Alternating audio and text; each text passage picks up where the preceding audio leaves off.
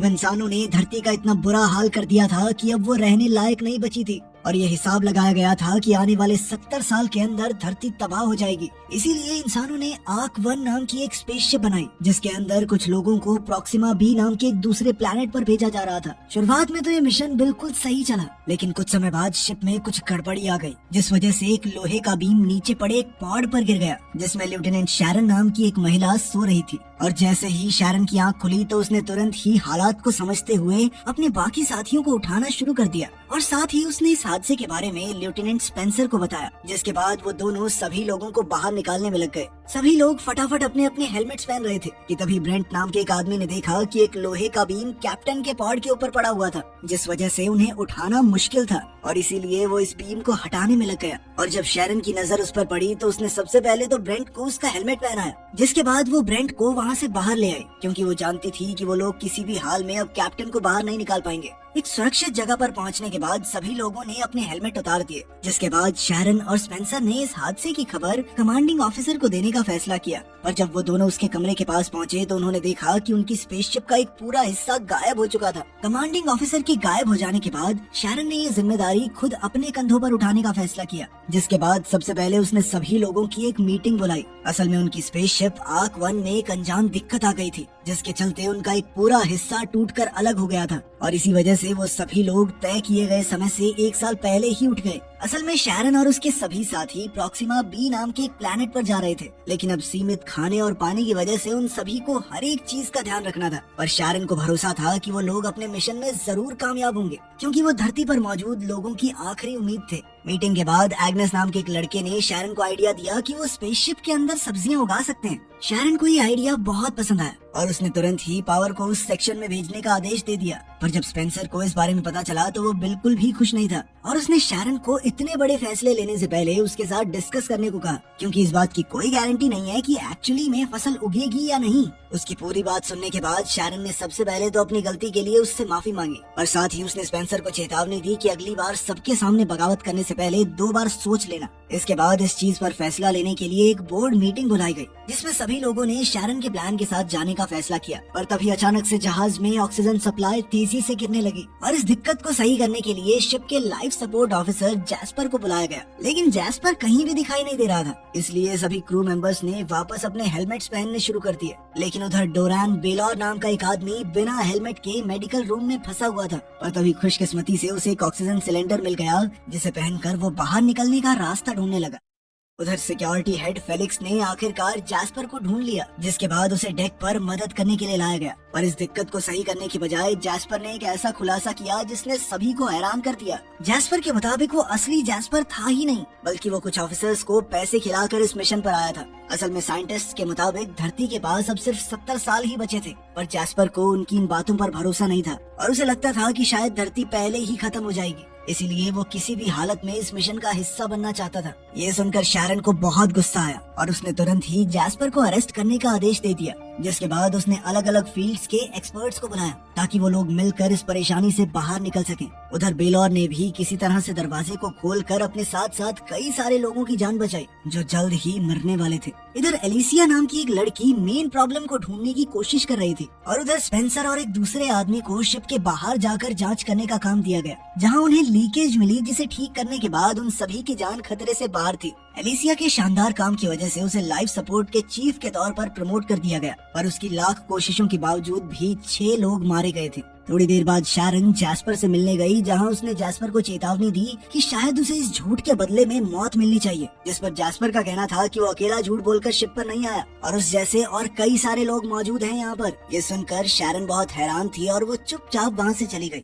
थोड़ी देर बाद जैस्पर की सजा तय करने के लिए एक मीटिंग बुलाई गई, जिसमें एक बार उसकी बात भी सुनने का फैसला लिया गया। पर जब वो लोग उससे मिलने पहुंचे तो उन्होंने देखा कि किसी ने जैस्पर का गला काटकर उसे पहले ही मार दिया था। अगले दिन जब स्पेंसर और उसका साथी बाहर से शिप की मरम्मत कर रहे थे, तभी अचानक काफी सारा मलबा आकर उनसे टकरा गया, जिसमें स्पेंसर को तो सिर्फ थोड़ी चोट आई पर उसके साथी ने अपनी जान गंवा दी। इसके बाद जब स्पेंसर वापस आया तो उसे शिप में कई सारी शक भरी बातें सुनाई दे रही थी, जैसे उनका 1 साल जल्दी उठना, कमांडिंग ऑफिसर का गायब होना और अब जैस्पर का कत्ल। थोड़ी देर बाद स्पेंसर ने डिपार्टमेंट हेड जेम्स के साथ शैरन के बारे में बात की कि कैसे शैरन ने उनके साथ ट्रेनिंग नहीं की थी और वो सीधा लॉन्च के दिन वहाँ आई थी, और अब कमांडिंग ऑफिसर के गायब होने के बाद कैसे उसने खुद को कैप्टन घोषित कर दिया। उधर सिक्योरिटी हेड फेलिक्स को जैस्पर के कत्ल की इन्वेस्टिगेशन के दौरान पता चला कि जैस्पर के कमरे में कौन गया और निकला, ये सारा रिकॉर्ड गायब था। थोड़ी देर बाद अचानक एग्नेस के फार्म में एक पानी की पाइप फट गई, जिसके बाद उन लोगों के पास सिर्फ 3 दिन का पानी बचा था।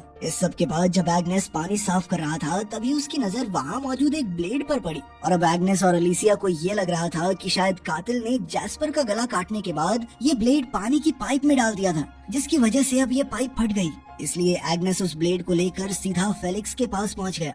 उधर ईवा की टीम लगातार ज्यादा से ज्यादा पानी बचाने की कोशिश में लगी हुई थी। अगले दिन जेम्स शिप की बाहर से जांच कर रहा था और स्पेंसर अंदर से उसे देख रहा था। अपनी जांच के दौरान जेम्स को शिप पर कुछ डायमंड जैसी दिखने वाली चीजें मिली, और जैसे ही उसने उस चीज को अपने हाथ में लिया तो अचानक उसके ग्लव्स पिघलने लग गए और वो तुरंत अंदर की तरफ भागा जहां डॉक्टर संजीवनी ने उसकी मरहम पट्टी की। उधर ईवा इस बात से परेशान थी कि वाटर टैंक जरूरी प्रेशर तक नहीं पहुंच पा रहे। अभी ईवा ने एक अर्जेंट मीटिंग बुलाकर सभी को बताया कि अब उनके पास सिर्फ 4 ही दिन का पानी बचा है, और अगर सबने थोड़ा थोड़ा भी पिया तो भी 8-10 दिन से ज्यादा नहीं चलेगा। जिसके बाद सभी लोग काफी ज्यादा डर गए। अब उन्हें कुछ भी करके पानी का जुगाड़ करना होगा, और खुशकिस्मती से उन्हें जल्द ही अंतरिक्ष में एक ऐसा कॉमेट मिल गया जिसके अंदर काफी सारा पानी मौजूद था, और अब उन्हें कुछ भी करके इस कॉमेट से सारा पानी निकालना होगा। इसके बाद जेम्स को उस कॉमेट पर सही तरीके से लैंड करके पानी निकालने का काम दिया गया, और इसमें ईवा इस पूरे मिशन को मॉनिटर करने वाली थी, और उन दोनों का ये मिशन कामयाब भी रहा। जिसके बाद जेम्स को शिप पर काफी शाबाशी मिली।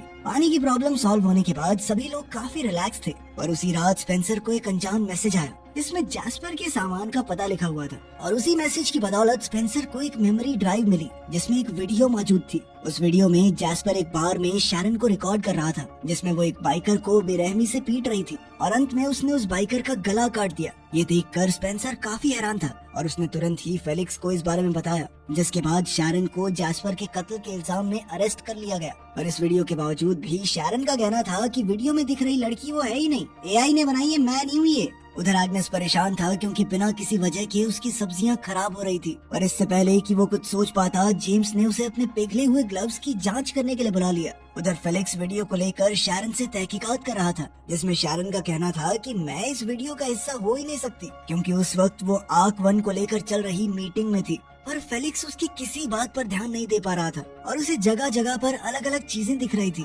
असल में ये दिक्कत सिर्फ फेलिक्स को नहीं बल्कि सभी क्रू मेंबर्स को हो रही थी। और कुछ देर बाद फेलिक्स एक बार फिर से होश में आया, और उसने दोबारा से शैरन से सवाल जवाब शुरू कर दिए, जिसमें शैरन ने एक ऐसा खुलासा किया जिसने फेलिक्स के होश उड़ा दिए। असल में शैरन और उसकी जुड़वा बहन डेनीज का जन्म लैब में एक खास एक्सपेरिमेंट के दौरान हुआ था। उन दोनों को ही खास तौर पर स्पेस में रहने के लिए तैयार किया गया था, पर जल्द ही उसकी बहन डेनीज को कुछ ज्यादा ही गुस्सा आना शुरू हो गया, और वो अक्सर लोगों को मारना शुरू कर देती थी। और ऐसे ही एक दिन उसने वीडियो में मौजूद उस आदमी का कत्ल कर दिया। इसी वजह से शैरन को बाकी लोगों के साथ ट्रेन नहीं किया गया था। उसकी पूरी कहानी सुनने के बाद फेलिक्स को उस पर भरोसा हो गया, और उसने शैरन को एक बार फिर आजाद कर दिया।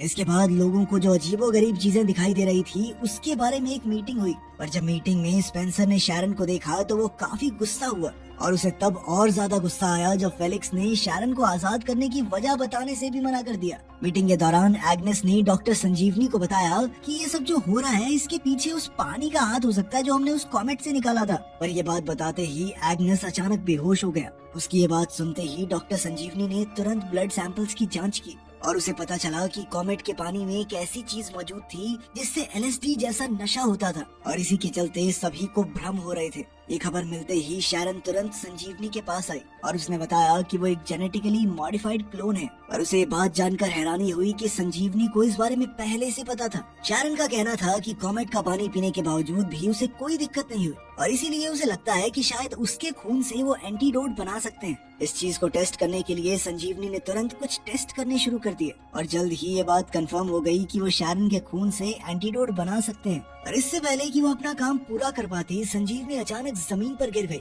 और इसलिए इस काम को पूरा करने की जिम्मेदारी एलिसिया को दी गई, जिसने तुरंत ही अपना काम शुरू कर दिया, और उसने बड़ी समझदारी से एंटीडोट को मल्टीप्लाई करके सीधा पानी की सप्लाई में डाल दिया, ताकि वो लोग इस एंटीडोट को तेजी से सभी क्रू मेंबर्स तक पहुंचा सके। जल्द ही सभी क्रू मेंबर्स वापस ठीक हो गए, पर एलिसिया ने वो पानी सबसे आखिर में पिया क्योंकि उसे भ्रम की वजह से अपनी माँ दिखाई दे रही थी, जिनसे वो मन बहलाने के लिए हर बात कर लेती थी। उधर एंगस जेम्स के जले हुए ग्लव्स की जांच कर रहा था, जिस दौरान उसे जेम्स के ग्लव्स पर एक ऐसा मटेरियल मिला जिसके बारे में इंसान जानते ही नहीं थे, और इसीलिए अब एंगस को लग रहा था कि शायद किसी ने इस मटेरियल को एक हथियार की तरह इस्तेमाल किया है, और उसके मुताबिक शायद इसी की वजह से वो सबसे पहली गड़बड़ी हुई, जिसके चलते सभी लोग समय से पहले ही उड़ गए। कुछ देर बाद स्पेंसर ने संजीवनी को आराम करने भेज दिया और मौका मिलते ही वो खुद डेटाबेस की जांच करने में लग गया, जहां उसे शैरन के क्लोन होने के बारे में पता चला, और ये जानकारी मिलते ही उसने शैरन पर अपनी असलियत छुपाने का आरोप लगाना शुरू कर दिया, और उसका मानना था कि क्लोन होने की वजह से शैरन स्पेसशिप की कैप्टन नहीं बन सकती,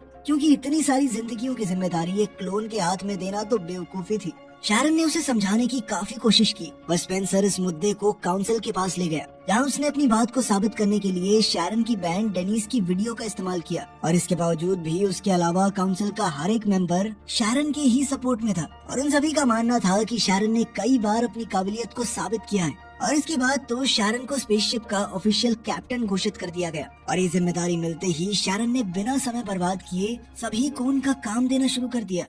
उधर इंजन रूम में ईवा और उसका असिस्टेंट ग्रेगोर लगातार स्पेसशिप की स्पीड को बढ़ाने की कोशिश में लगे हुए थे। इसके लिए वो एक ओवर एक्टिव फ्यूल का इस्तेमाल कर रहे थे, जिस पर ग्रेगोर ने ईवा को फ्यूल की ओवर हीटिंग के बारे में सावधान भी किया, और इसके बावजूद भी ईवा ने इसी रास्ते का इस्तेमाल करने का फैसला किया, और ग्रेगोर को इंजन का ध्यान रखते हुए किसी भी इमरजेंसी में पास ही में मौजूद लीवर खींचने को कहा, जिसके बाद वो खुद किसी काम से बाहर चली गई। पर ईवा के इंजन रूम से निकलने के कुछ ही देर बाद अचानक फ्यूल ओवर हीटिंग की वजह से चारों तरफ रेडियो एक्टिव रेडिएशन फैल गई, और ये सब इतनी तेज हुआ कि ग्रेगोर उस लीवर को खींचने से पहले ही रेडिएशन की चपेट में आ गया। कुछ देर बाद जेम्स का ध्यान स्पेसशिप की गिरती हुई रफ्तार पर पड़ा, और जब उसने शैरन को ये बात बताई तो उन दोनों का ही शक फ्यूल टैंक ब्लास्ट की तरफ गया, और अपने इस शक को दूर करने के लिए जब उन्होंने ग्रेगोर को कांटेक्ट करने की कोशिश की तो उन्हें सामने से कोई जवाब नहीं मिला, जिसके बाद उन्होंने ईवा को तुरंत इंजन रूम में जाने को कहा। और जब ईवा इंजन रूम में पहुंची तो उसने देखा कि रेडिएशंस की वजह से इंजन रूम के दरवाजे ऑटोमेटिकली लॉक हो चुके थे।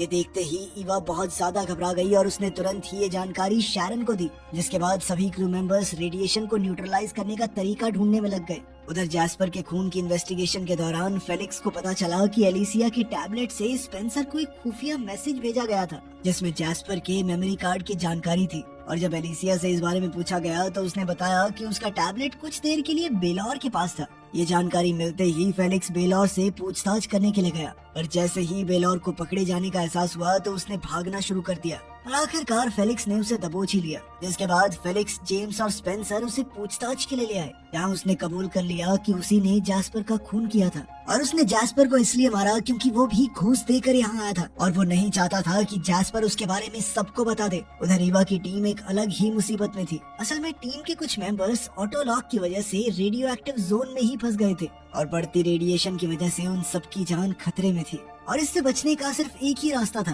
कि कोई इंसान इंजन रूम में जाकर उस लीवर को नीचे करके इंजन को बंद कर दे, लेकिन जो अंदर जाएगा उसकी जान जाना तो तय था। और इसीलिए शैरन ने सभी क्रू मेंबर्स से पूछा कि क्या कोई अपनी इच्छा से ये काम करना चाहेगा, पर कोई भी इसके लिए तैयार नहीं था, और इसीलिए शैरन ने ये काम खुद करने का फैसला किया। लेकिन लोग अपने कैप्टन को भी नहीं खोना चाहते थे। इस बात पर चर्चा चल ही रही थी कि तभी स्पेंसर बेलौर से मिलने के लिए गया। स्पेंसर ने बेलौर को पूरी बात बताई कि अगर इस प्रॉब्लम को जल्द से जल्द ठीक नहीं किया गया तो कोई नहीं बच पाएगा, और अगर उनका मिशन पूरा नहीं हुआ तो इंसानियत का खात्मा तय है। ये सुनकर बेलौर ने फैसला किया कि अब तक की जिंदगी उसने सिर्फ अपने लिए जी थी, लेकिन अब वो अपनी गलतियों को ठीक करने के लिए अंदर जाने को तैयार हो गया। जिसके बाद बेलौर एक प्रोटेक्टिव सूट पहनकर रिएक्टिव रूम के अंदर घुस गया, जहाँ जमीन पर कई सारी लाशें पड़ी हुई थी, पर बेलौर इन सभी चीजों को नजरअंदाज करते हुए आगे बढ़ता गया। और जब वो मेन इंजन रूम के पास पहुंचा तो उसने देखा कि उस कमरे का दरवाजा ऑटो लॉक हो गया था, क्योंकि उसी कमरे से सारी रेडिएशन निकल रही थी। पर इसके बावजूद भी बेलौर ने अपनी काबिलियत से उस दरवाजे को खोलकर लीवर को खींच दिया, जिसके बाद रेडिएशन निकलनी बंद हो गई, और उसकी इस बहादुरी ने सबका दिल जीत लिया। और इतनी तेज रेडिएशन की वजह से बेलौर की तुरंत ही मौत हो गई, और उसने जहाज पर मौजूद सभी लोगों की जान बचाकर अपना प्रायश्चित पूरा किया, और इंसानियत को खुद को बचाए रखने का एक सुनहरा मौका। वीडियो पसंद आए तो लाइक कर देना, चैनल को सब्सक्राइब कर लेना। मिलते हैं अगली वीडियो में।